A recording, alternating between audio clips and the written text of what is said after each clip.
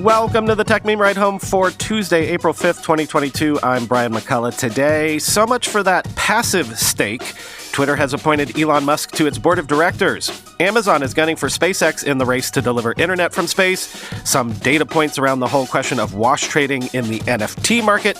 And what if I told you there was another wildly popular thing from the creator of Wordle? Here's what you missed today in the world of tech. Remember when I gave you that Elon Musk Twitter news yesterday? I took the position sort of obliquely that a lot of other people did that, clearly Elon was looking to influence Twitter in some way by taking his stake. And yet that article that I quoted from said the form filed revealing the stake is one typically used when you don't intend to do much influencing to the stock in question. You just want to be a passive investor. But come on. Something didn't sound right about that, right? Well, I think our instincts were correct because Twitter this morning announced that it has appointed Elon Musk to its board of directors after Musk purchased his 9.2% stake in the company. So that certainly sounds like Musk intends to be active, and yet there's also this interesting detail. Musk cannot own more than 14.9% of Twitter while he's on the board. So I'm no Matt Levine, but doesn't that sound like Twitter is sort of buying Elon off in a way in order to maybe limit what he could do to Twitter? Quoting CNBC. Through conversations with Elon in recent weeks, it became clear to us that he would bring great value to our board, CEO Parag Agrawal said in a tweet. He's both a passionate believer and intense critic of the service, which is exactly what we need on Twitter and in the boardroom to make us stronger in the long term, he added. Musk's term is set to expire in 2024, according to the filing. For his entire board term, or 90 days after, Musk cannot be the beneficial owner of more than 14.9% of the company's common stock outstanding. After he was named to the board, Musk on Tuesday teased he would push for adjustments. Looking forward to working with Parag and Twitter board to make significant improvements to Twitter in coming months, Musk said in a tweet. Musk's stake, while the largest among outside shareholders, is considered a passive interest, which often means the holder isn't trying to control or influence the company. Still, some investors expected Musk to take an aggressive stance.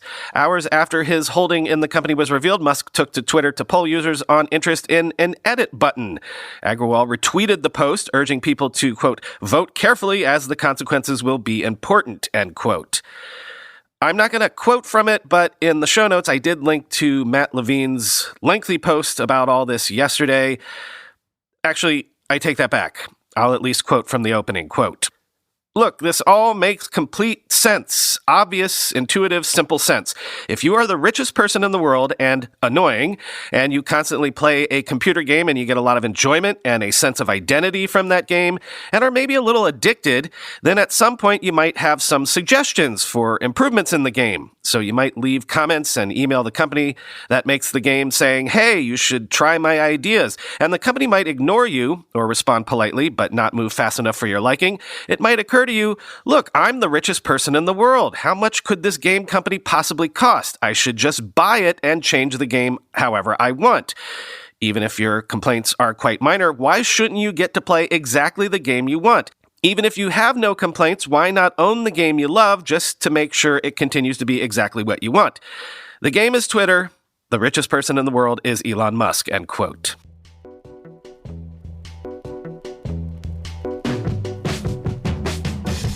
But while it sounds like Elon is coming for Twitter, someone else seems to be coming for Elon, or at least one of his companies. Amazon's Project Kuiper has reportedly reserved 83 satellite launches over 5 years to deploy most of its 3,236 satellites, which will beam internet service to Earth in direct competition with SpaceX's Starlink program. Quoting The Verge. The satellites will fly on powerful rockets currently being developed by European launch provider Arianespace, US-based United Launch Alliance, and Blue Origin, Amazon founder Jeff Bezos' space company. The combined flights, up to 83 launches total, are set to take place over a 5-year period and will allow Project Kuiper to launch the bulk of its planned constellation of 3,236 satellites.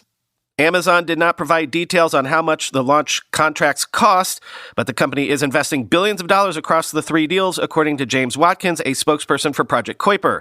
Amazon also claimed that the deal, quote, is the largest commercial procurement of launch vehicles in history, end quote.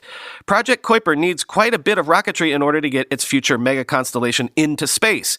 The Amazon subsidiary plans to create a massive array of satellites in low Earth orbit designed to provide low-latency broadband internet service to all parts of the globe. To tap into the system, users must purchase one of Project Kuiper's user antennas, which the company previewed in late 2020. The terminals scan the sky looking for satellites that are overhead. Those satellites relay signals from ground stations, facilities already plugged into existing fiber optic internet infrastructure, to and from the user antennas. The concept is fairly similar to SpaceX's ever-growing Starlink program, a planned constellation of tens of thousands of satellites also designed to provide broadband internet from low Earth orbit. However, Starlink is already quite a few years ahead of Project Kuiper. So far, SpaceX has launched more than 2,000 satellites into orbit and has begun limited service around the world, with 250,000 subscribers tapped into the system so far, according to SpaceX. Project Kuiper has yet to launch any of its satellites. However, the company is hoping to change that this year. A year ago, Amazon announced that it had purchased 9 launches of the United Launch Alliance's Workhorse Atlas V rocket to send batches of satellites into orbit. Actually, is that Atlas V or Atlas V? And in November, Project Kuiper revealed its plans to launch its first 2 prototype satellites on an experimental new rocket ship called the RS-1, being developed by startup ABL Space Systems. The company expects those first prototype flights to occur in the 4th quarter of 2022, with 1 prototype satellite flying on each RS-1 rocket. However, that depends on the RS-1 being ready in time. ABL Space Systems suffered a testing mishap during the development of the rocket in January, which set the company's timeline back by 3 months, according to Space News, end quote.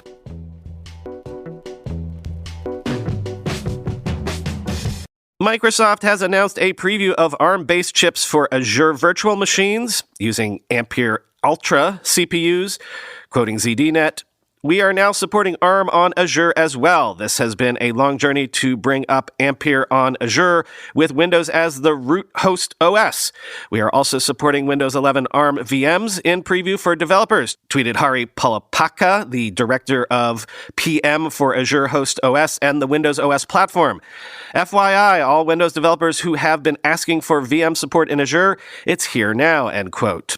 Azure VMs with Ampere Ultra ARM-based processors will offer up to 50% better price performance than comparable x86-based VMs for scale-out workloads, Microsoft officials said. These new VMs are also for web servers, application servers, open-source databases, gaming servers, media servers, and more, they added. The preview is initially available in the West US 2, West Central US, and West Europe Azure regions, end quote.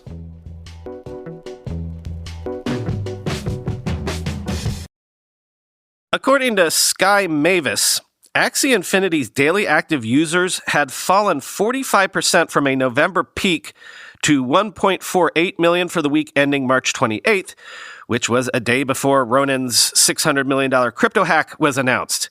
Quoting Bloomberg, "The decrease has been particularly noteworthy since December, when updates to the game were announced, and on March 23rd, when hackers stole the Ether and USD coin cryptocurrencies from Axie's Ronin Bridge, a sidechain built to facilitate faster and cheaper transactions for the game." Sky Mavis, the developer behind Axie Infinity and Ronin, has said that it is committed to reimbursing players as soon as possible, but hasn't given details on how they plan to do it in case lost funds are not recovered. Meanwhile, on Monday, the hackers started to hide their tracks by moving around 1,400 Ether to Tornado Cash, a crypto asset mixing service, CoinDesk reported. Daily earnings dropped, and so did interest in the game. Those that bought in at the heights started to feel fearful, and naturally doubt creeped in, wrote an analyst. The analyst added that players are awaiting the game's Origin patch that looks to revitalize, improve, and increase the depth of gameplay.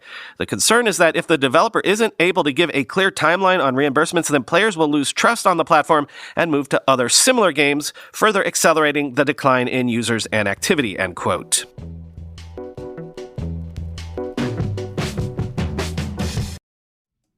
Now, this is a sponsor I can get behind. Siempre Tequila. Siempre Tequila was founded in 2015 by Alex and Monica. They They took their life savings to start making tequila. It wasn't much, but they made it count. And continuing in Monica's grandmother's footsteps, they created an agave spirit perfect for them. After a few awards and a ton of hard work later, Siempre has grown into over 20 markets around the world. This is the best tequila I have ever had. I gave Siempre tequila bottles as holiday gifts to basically everybody this year. Siempre means always. It's made with 100% Blue Weber agave from both the highlands and lowlands of Mexico. The Reposado is aged 6 months in new American white oak barrels. The Añejo is aged 24 months in bourbon barrels. Famous people drink it, but there will never be a celebrity owner because Siempre wants you to be your own celebrity. Ask for Siempre Tequila at your local wine and spirit store or find them online at shop.siempretequila.com. That's Siempre, S-I-E-M-P-R-E, and tequila, T-E-Q-U-I-L-A, if you're spelling challenged like I am, or hit the link in the show notes and use promo code RIDE to get 20% off orders of $100 or more. Also follow Siempre Tequila on Instagram at Siempre Tequila. You can't get anyone to agree on anything these days, so when UBS, Deloitte, and Citi all say something, I listen. Recently, they all published reports highlighting an unexpected asset class. It has nothing to do with NFTs, Bitcoin, or anything like that. Shockingly, they all believe fine art is an investable financial asset. And you know what? I agree. In fact, I've invested in art with Masterworks, the revolutionary fintech platform. Here's why. Contemporary art prices outpaced the S&P 500 by 164% from 1995 to 2021. Citi also reported art had the lowest correlation to stocks of any major asset class. Plus, it's just cool to own a piece of some really famous art. But adding this asset class to your portfolio used to cost millions of dollars and lots of time until Masterworks changed the game. Thanks to them, you can become a bona fide art investor in minutes. If you want to join me and 340,000 other early adopters, just go to masterworks.io/ride for priority access. That's masterworks.io/ride. See you all there. See important Regulation A disclosures at masterworks.io/about/disclosure. And another interesting data point as I try to wrap my mind around what is really going on in the land of NFTs. According to CryptoSlam, around 95% or $18 billion of the total trading volume on NFT marketplace LooksRare are users selling tokens to earn rewards, not genuine NFT trades. Quoting Bloomberg. LooksRare was launched in January by two anonymous co-founders who go by Zod and Guts as an alternative to market leader OpenSea during the height of the NFT boom. The site had planned to add new features to lure NFT enthusiasts, according to a blog post at the time. Almost all of these initiatives have focused on the incentive program built around the Looks token awarded to active users of the platform. About $18 billion of the trading volume on the platform, or about 95% of the total activity, can be attributed to what's often referred to as wash sales, according to data compiled by NFT tracker CryptoSlam. The transactions are seen as one of the many gray areas in crypto when it comes to regulation. In this case, the sales are done to win new tokens, rather than to pump up non-fungible token prices to lure unsuspecting buyers. The marketplace benefits from the fees generated by each transaction. At the same time, LooksRare has effectively helped to mask the cooling demand in the NFT market. Total sales on OpenSea have declined every month since January, according to data from Dune Analytics. The site's sales volume is down 67% in the last 30 days, according to data from DappRadar. The number of traders has decreased 23%. The ability to earn tokens, while a prominent aspect of DeFi, is a relatively new feature to NFT platforms. Rarible was among those that pioneered the idea last year. LooksRare's fees are also distributed to Looks holders. Some legal observers believe wash trading that is driving the volume on the LooksRare platform is illegal. Quote, I don't care if it is stocks, bonds, Bitcoin, NFTs, or baseball cards, said David Silver, a Coral Springs, Florida-based attorney who works on crypto cases. Wash trading is a form of market manipulation in which an investor simultaneously sells and buys the same instrument to create misleading, artificial activity in the marketplace, end quote.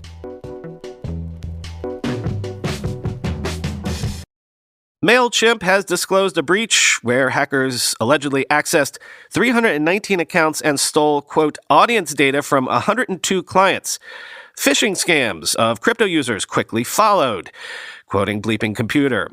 Sunday morning, Twitter was abuzz with reports from owners of Trezor hardware cryptocurrency wallets who received phishing notifications claiming that the company suffered a data breach.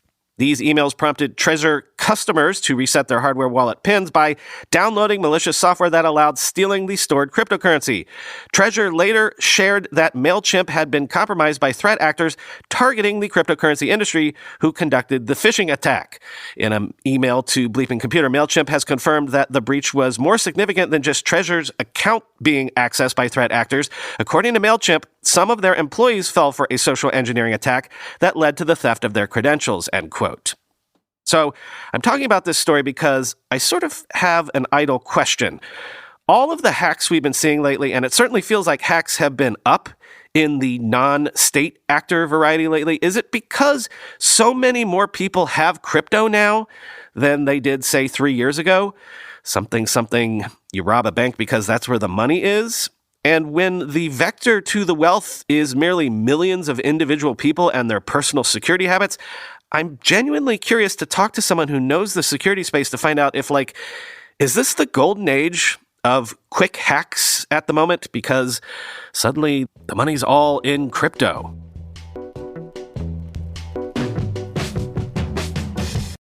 Finally today, allow me to turn you on to the subreddit r/place, which lets users build collective art by posting a colored pixel every 5 minutes.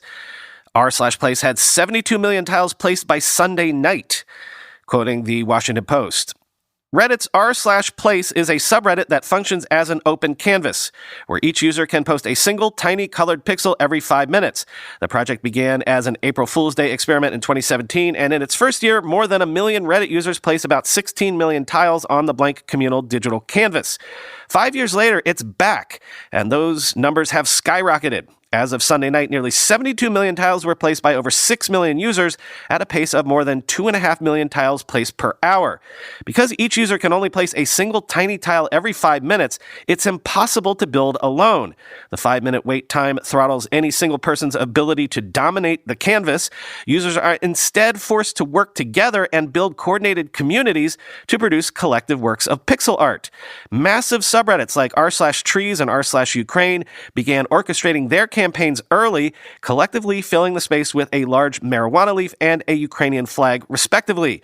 Users from r/Star Wars recreated an entire movie poster. The trans community placed a massive trans flag on the screen. The final result is a giant pixelated collage of images and words.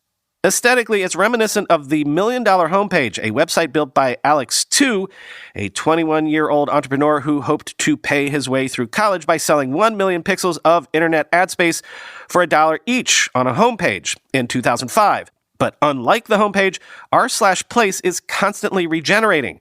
Fandoms unite to overtake other communities' images or vie for space on the board. Some users are bent on destruction. In 2017, a large amorphous black blob called the Void arose and attempted to subsume the project. It resurfaced this year too, but only momentarily. Some people attempted to sabotage other groups' creations with streams of purple pixels. Though Place is a Reddit phenomenon, it was started by Josh Wordle, who went on to create the viral word game Wordle when he worked at Reddit. The success of this year's project has been driven heavily by the rise of other community-oriented platforms like Discord and Twitch. Users have built out dedicated Discord servers to plan their takeovers of certain corners of the canvas, including embassy channels where different groups can collaborate and form alliances. There are many college logos and flags from different countries represented. Purdue University and a group seeking to maintain an Irish flag on the canvas formed an alliance. We put a little heart between the two that represents the alliances between neighboring factions, Ian Jones, a software engineer in Chicago, said. Large Twitch streamers also contributed to Place's growth, directing their thousands of fans to mark the canvas with the logos or symbols of their favorite streamers.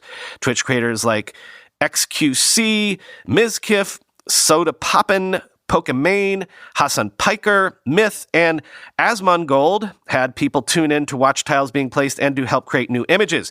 Jack Manifold, a British YouTuber and Twitch streamer, encouraged his fans to use their pixels to insert 3D glasses on images of people and animals on Place, leading to momentary confusion, end quote. Ah yes, $1 Million Homepage. The dream of the early aughts is alive on Reddit.